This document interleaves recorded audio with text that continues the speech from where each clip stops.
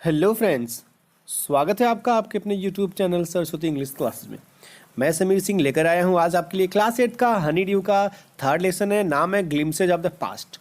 हम बात करेंगे पास्ट में जो हुआ उसकी झलकियों के बारे में। कुछ हम देखेंगे कि हमारे देश के वीर सेनानियों ने देश को स्वतंत्रता दिलाने के लिए क्या क्या किया।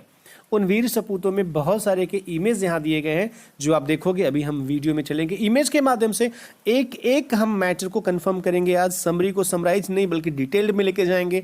अंत में वीडियो को जरूर देखिएगा क्योंकि अंत तक आपको कहानी के बाद दिया जाएगा सोल्यूशन, यानी कि सारे के सारे क्वेश्चन का आंसर।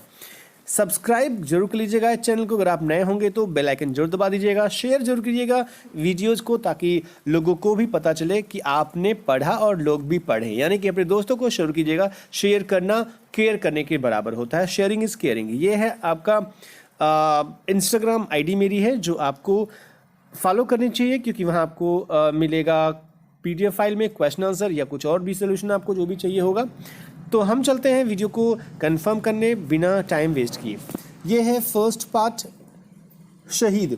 पहला जो है वो है शहीद, यानी कि हम बात करेंगे इसमें शहीदों के बारे में। कौन कौन से शहीदों ने अपने देश को बचाने के लिए, देश की लाज बचाने के लिए, स्वतंत्रता दिलाने के लिए अपने जान की कुर्बानी दी। ये समय है दिल्ली के एक फंक्शन का जिसमें बहुत सारे हमारे राजनेता बैठे हुए हैं। अगर आप जानते हैं पहचानते हैं तो आपको पता होगा। इनमें से चाचा नेहरू हैं, लाल बहादुर शास्त्री हैं, इंदिरा गांधी भी हैं, बहुत सारे और भी यहाँ पर आपको दिख रहे हैं जिन्होंने देश के लिए बहुत कुछ किया। तो ऐसे लोगों के लिए यहाँ पर एक दिल्ली में फंक्शन होता है। उसमें कहा जाता है कि हमारे देशवासियों, आपकी आंखों में आंसू आ जाएंगे जब आप याद करोगे अपने देश के शहीदों की कुर्बानियों को। यानी कि यहाँ पर देश के जो कुर्बानी देने वाले शहीद हैं उनके बारे में फंक्शन में बताया जा रहा है। यानी कि फंक्शन में बताया जा रहा है। आपको जो कहानी आगे मिलने वाली है वो इसी फंक्शन में जो बताया जाएगा वो आपको इमेज के माध्यम से बताई जाएगी, आपको कहानी समझाई जाएगी। क्या होता है इस फंक्शन में, किन किन शहीदों के बारे में बातें की जाती है, किस साल की बात की जाती है, क्या घटना होती है उस समय, वो सब आप चलोगे कहानी में। हम चलते हैं, अब शुरू करते हैं कहानी को। ये कंपनी की जीते, यानी कि कंपनी ईस्ट इंडिया कंपनी, आपको पता होगा, आपने पढ़ा होगा हिस्ट्री में। तो ईस्ट इंडिया कंपनी ने अपनी नींव रखी इंडिया में 1600 के आसपास में, लेकिन ये 1757 के आसपास में अपनी जड़ों को मजबूती से रख लिया भारत में। यानी कि अंग्रेज जो थे, जो कंपनी लेकर के आए थे, कंपनी के नाम पर, बिजनेस करने के नाम पर आए थे और अंग्रेजों ने हमारे यहाँ 200-250 साल तक गुलामी करवाई भारतीयों से। यहाँ पर अगर आप ध्यान से देखें तो एक इमेज है जिसमें बताया जा रहा है कि जो ये येलो कलर का है वो हमारे राजाओं, राजकुमारों का राज्य था, और जो ये कलर है पिंक कलर में वो ब्रिटिश राज्य था। यानी यहाँ तक केवल कब्जा किया था 1757 के पहले, और ये पूरा का पूरा भारतीय राज्य था, भारत के राजकुमारों के, भारत के राजाओं के। लेकिन भारत के राजा जो थे वो दूरदृष्टि वाले नहीं थे, उनमें सोच समझ की कमी थी। वो सिर्फ अपने छोटे से फायदे के लिए, अपने पड़ोसी राजा को हराने के लिए अंग्रेजों की सहायता लेते थे। इस तरीके से अंग्रेज भी खुश थे सहायता करके, और ये भी खुश थे सहायता पा करके। लेकिन इन्हें नहीं पता था कि दूर भविष्य में क्या होने वाला है इनके साथ। अपने भाई को, अपने पड़ोसी को, अपने देश के ही इंसानों को, राजाओं को ये मार करके महोदय जो थे वो सोच रहे थे कि मैं बड़ा बन जाऊंगा। लेकिन धीरे धीरे अंग्रेज जो थे इन लोगों के अंदर फूट डाल करके धीरे धीरे एक एक करके पतन करते गए, और बाद में ये मजबूती से अपने पांव पसार लिए पूरे के पूरे भारत में। भारतीय राजा सिर्फ एक दूसरे से लड़ते थे, हराने के लिए वो कंपनी की सहायता लेते थे, और कंपनी सहायता करती थी क्योंकि उसको लाभ होता था। इस तरीके से एक एक करके सारे के सारे राजा जो थे वो खत्म होते गए। उनमें एक बहादुर था जिनका नाम था टीपू सुल्तान। बहादुर टीपू सुल्तान ने अंग्रेजों से संघर्ष किया और अंग्रेजों से लड़ते हुए ये युद्ध में मारे गए। लेकिन अंग्रेजों का जो रवैया था ना, यहाँ बताया गया कि अंग्रेजों का जो रवैया था उसके लिए भारतीयों में दो गुट बन गया। एक गुट ये कहता कि अंग्रेज ना होते तो इनका क्या होता, अंग्रेजों के कारण हमें फायदा हुआ, अंग्रेज ही थे जो हमारे लिए अच्छा काम किए, शांति काम किए। लेकिन जो दूसरा गुट था वो ये कहता कि बहुत दुख की बात है ये कि भारत पर विदेशियों का शासन हो गया है। भारत के राजा भले ही कुछ अच्छे हैं कुछ बुरे हैं, लेकिन है तो अपने देश के, लेकिन ये अंग्रेजों के कारण जो है हम गुलाम होते जा रहे हैं। तो इस तरीके से कंपनी की जीतें बढ़ने लगी, कंपनी अपनी जीत को बढ़ाने लगी, राजाओं में फूट डालने लगी। हम चलते हैं थर्ड में है अंग्रेजी शासन। यानी यहाँ पे रूल बताया गया है ब्रिटिश रूल का कि अंग्रेजी शासन कैसे बढ़ा।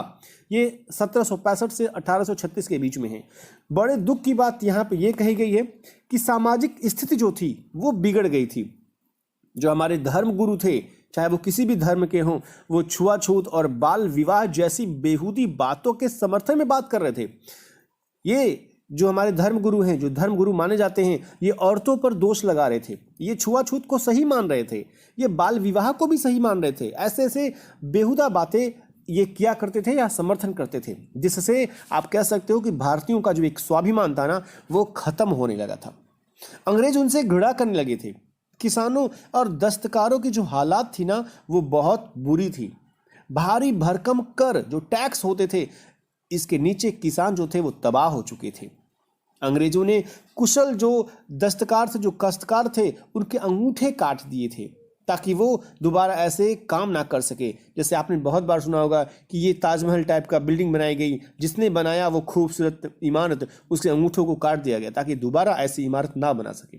ऐसे भारतीयों को ये लोग दमन करते गए। जो भी बहुत अच्छे अच्छे कारीगर थे भारत में, उनका ये शोषण करते गए। टैक्स पे जो नहीं किया उसको ये जेल में डाल दिए। इस तरीके से अंग्रेजी जो शासन था वो शुरू हो गया था। कंपनी के नाम पर शासन करने लगे ये लोग। जो फोर्थ पार्ट है वो है राजा राम मोहन राय की, एक भारतीय समाज सुधारक, जिन्होंने, आपको याद होगा तो सती प्रथा का इन्होंने अंत किया था। ये 1772 और 1833 के बीच के बारे में बात की जा रही है। इन्होंने क्या किया, देश की बीमारी जो थी, जो कमियां थी, वो राजा राम मोहन राय जो थे वो समझ गए थे। उन्होंने समाज सुधारक का काम किया, समाज को सुधारने का बहुत प्रयत्न किया। उन्होंने लोगों को सिखाया कि हर धर्म की जो शिक्षा है ना, वो मूल है, वो मेन है, वो समान है। चाहे वो हिंदू का हो, चाहे वो मुस्लिम का हो, सिख हो, ईसाई हो, सब में समान शिक्षा दी गई है। सब में इंसानों से प्रेम करने की शिक्षा दी गई है। किसी भी जानवर से, किसी भी इंसान से नफरत करने की शिक्षा किसी भी धर्म में नहीं दी गई है। तो इस प्रकार का ज्ञान जो था वो हर जगह ये महोदय हमारे राजा राम मोहन राय सबको बताते गए। इन्होंने ज्ञान के प्रैक्टिकल पक्ष पर जोर दिया। इन्होंने कहा जो किताबों में लिखा है वो तो अलग चीज़ है, लेकिन जो हो रहा है सामने उसको देखो, अपने देशवासियों को देखो, उनके साथ क्या हो रहा है। इसलिए ये महोदय इंग्लैंड भी गए। वहां इन्होंने अंग्रेजों को बताया कि शासकों का भी अपने शासित के प्रति कुछ कर्तव्य होता है, कि तुम ही केवल नहीं हो। अगर तुम राजा बनना चाहते हो, अंग्रेजों से इन्होंने कहा अगर तुम राजा बनना चाहते हो, आप देखें यहाँ अंग्रेज बैठे हुए हैं, अगर तुम राजा बनना चाहते हो तो तुम्हारा भी कर्तव्य है अपने देशवासियों के प्रति, अपने राज्य के प्रति, अपने राज्य के लोगों के प्रति, यानी भारतीयों के प्रति। अगर भारत पर राज करना चाहते हो तो उनका भी तो कद्र करो। सिर्फ जेल में डालोगे, टैक्स पे करवाओगे और छुआछूत फैलाओगे, लड़ाई सिर्फ करवाओगे, ये सही नहीं है। इन्होंने पहली बार भारत में समाचार पत्र का प्रारंभ किया, न्यूज़पेपर इन्होंने शुरुआत की।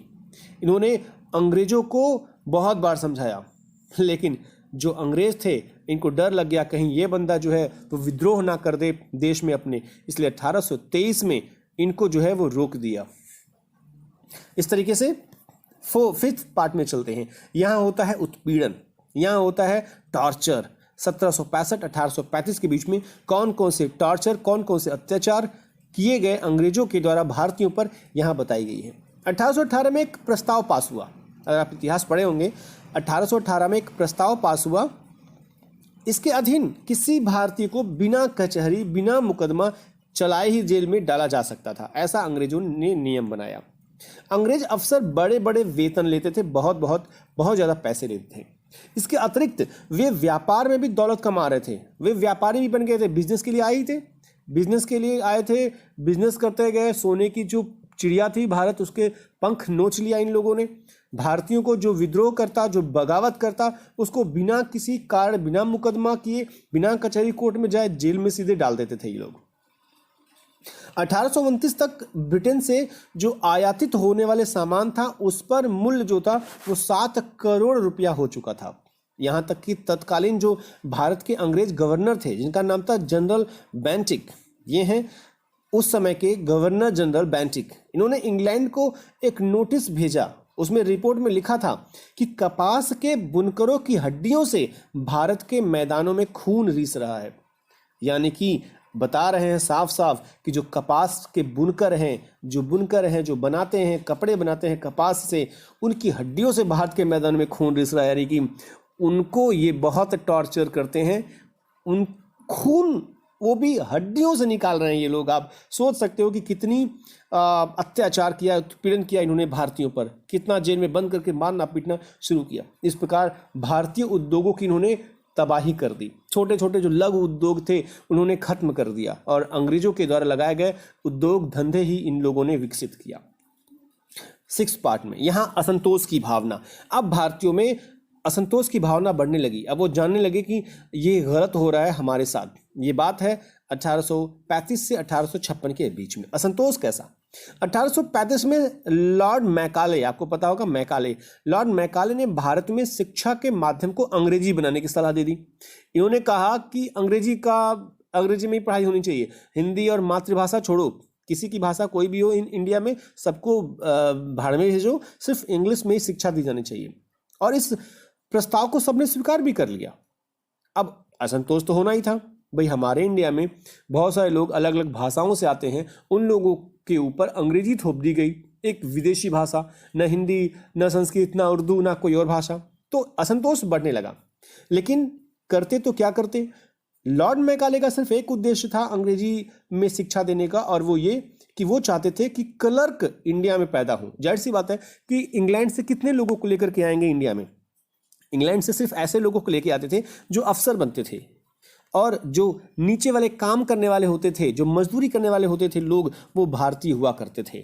लेकिन अगर इन्होंने सोचा कि अगर भारत में भी इंग्लिश सिखा दी जाएगी और भारत में इंग्लिश सीखने वाले लोग जब बढ़ जाएंगे, वो क्लर्क उनको बना दी जाएगी और ऐसे क्लर्क अंग्रेजों के अधीन रहेंगे। क्योंकि किसी ने कहा है कि अगर आपको अपने देश को बचाना है तो अपनी भाषा को बचाओ। अगर आप भाषा छोड़ दिए तो गुलामी कन्फर्म है आपकी। ऐसा नहीं कि आप इंग्लिश बोलना शुरू कर दिए तो आप इंग्लिश ही बोलो, आप हिंदी छोड़ दो। आपकी जो मातृभाषा है, जो राष्ट्रभाषा है, आप उसे लेकर के चलो, क्योंकि वही आपकी कुंजी है। आप जेल में भी होंगे तो आपके पास वो भाषा आपकी कुंजी होगी और आप कभी भी निकल सकते हो। तो इस तरीके से ये बहुत चालू थे। इन लोगों ने सोचा कि अंग्रेजी पढ़ा करके हम भारतीयों को अंग्रेजी सिखा देंगे और ऐसे भारतीय जो अंग्रेजी सीखेंगे वो हमारे गुलाम होंगे। और आपने देखा भी होगा कि बहुत सारे भारतीय ही भारतीयों के ऊपर अत्याचार किया करते थे, क्योंकि उनको इंग्लिश समझ में आ गई थी। उनको लगता था कि हम अंग्रेज हो गए हैं। इस तरीके से बहुत सारे विद्रोह हुए, परंतु इसके साथ ही बुद्धिजीवियों की एक नई पीढ़ी भी तैयार हो गई। उनमें से कुछ ने सामान्य जन को शिक्षित करने का प्रयास किया। उनमें से भारतीयों ने सोचा कि जब ये अंग्रेजी सिखा रहे हैं तो हम भी लोगों को कुछ सिखाएं, ताकि आपको पता होगा कि किसी भी चीज़ों को अगर बदलना है तो शिक्षा बहुत बड़ा हथियार होना चाहिए। शिक्षा के द्वारा आप किसी भी व्यक्ति को सुधार सकते हो बिना किसी हथियार के। तो इसलिए इन लोगों ने समझाना शुरू कर दिया लोगों को।